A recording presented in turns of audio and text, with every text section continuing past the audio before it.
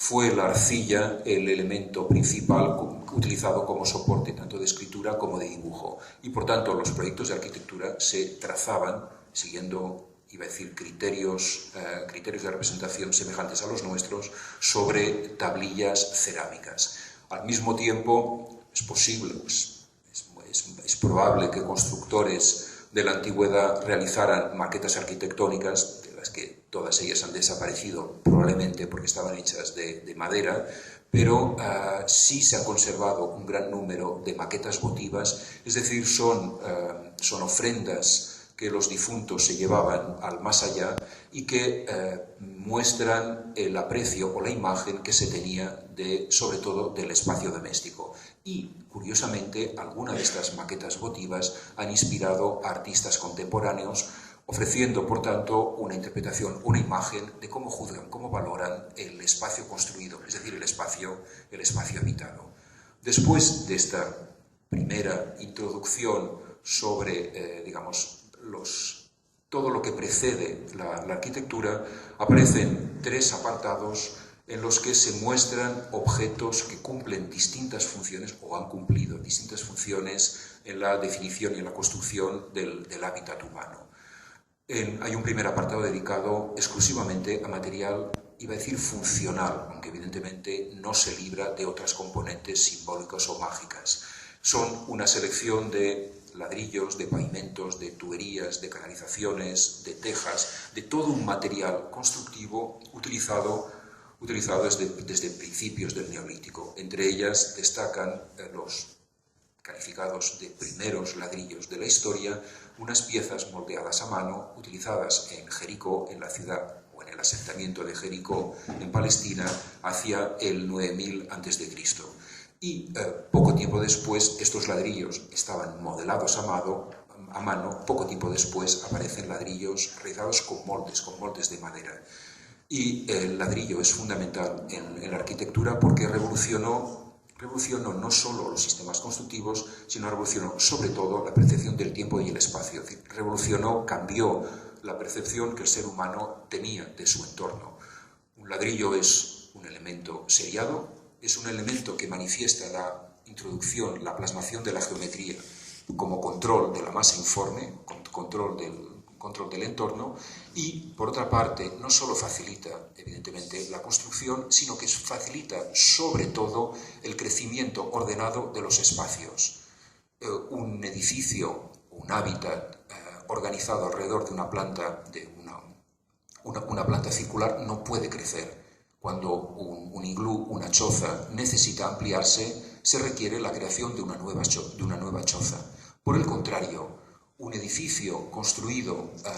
según una planta geométrica y construido evidentemente con ladrillos puede crecer en ambas o en las tres direcciones sin ningún problema. Y por tanto, la construcción puede, a partir de entonces, el hábitat humano puede seguir la vida de los seres humanos a medida de las necesidades de los clanes o de las familias. A medida que van creciendo dichas familias, los edificios pueden también crecer armónicamente sin necesidad de crear nuevos edificios al lado del edificio principal. Esto evidentemente cambia completamente la percepción del tiempo y por tanto los seres humanos podían construir para el presente sabiendo que el mismo edificio podía crecer en el futuro.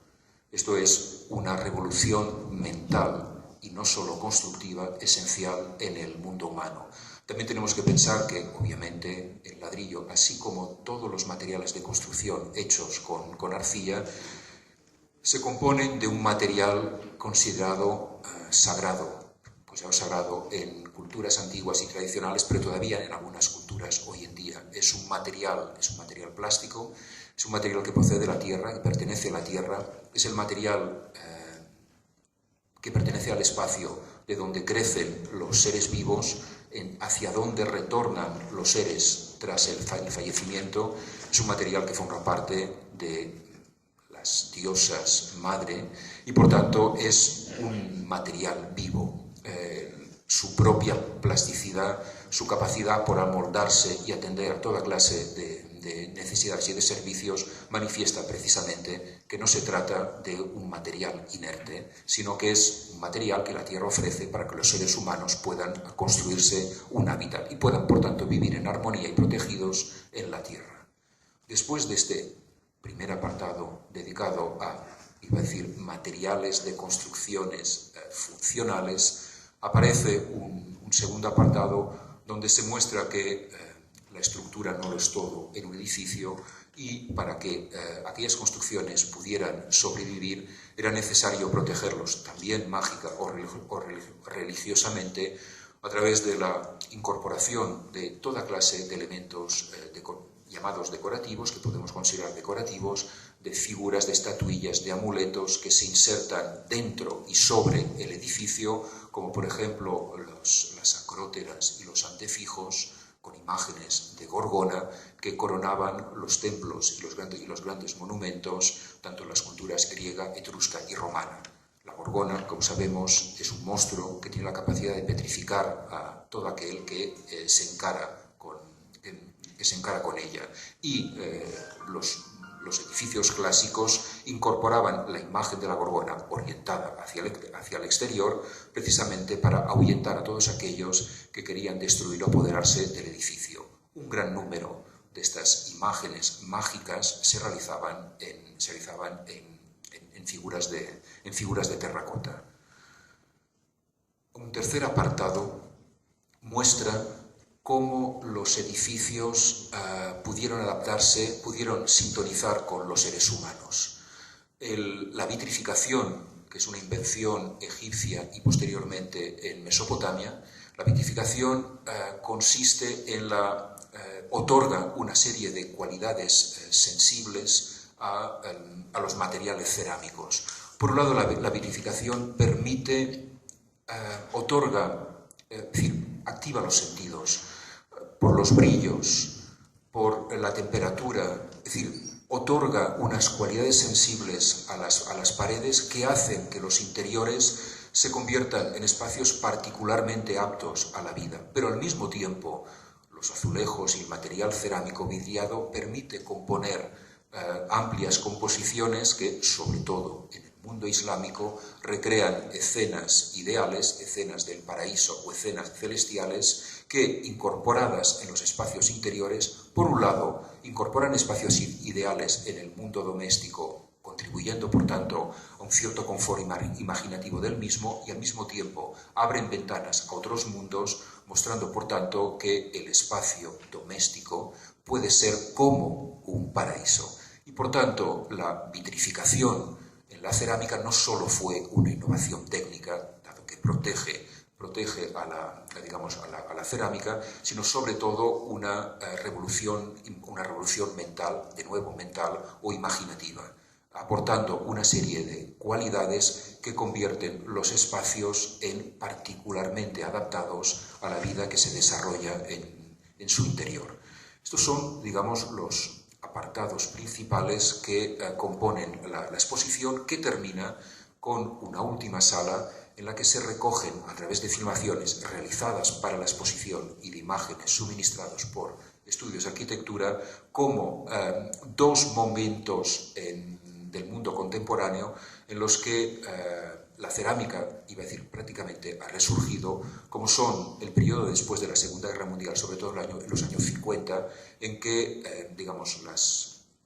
innovaciones formales y técnicas aportadas por el racionalismo y el estilo internacional se ligaron con técnicas tradicionales, y resurgió el uso abundante de la cerámica y del azulejo, que volvió a decaer, sobre todo en los años 60 y 70, y a finales de los 90 hay toda una generación de jóvenes arquitectos que han redescubierto las virtudes y bondades, las cualidades funcionales y plásticas de la cerámica y del azulejo, como intenta mostrar esta exposición. Exposición que, por otro lado, no solo incorpora materiales realmente utilizados en la arquitectura, sino que también ofrece imágenes del uso de la cerámica en la arquitectura, sobre todo por artistas plásticos que muestran, ofrecen una mirada crítica positiva o negativa sobre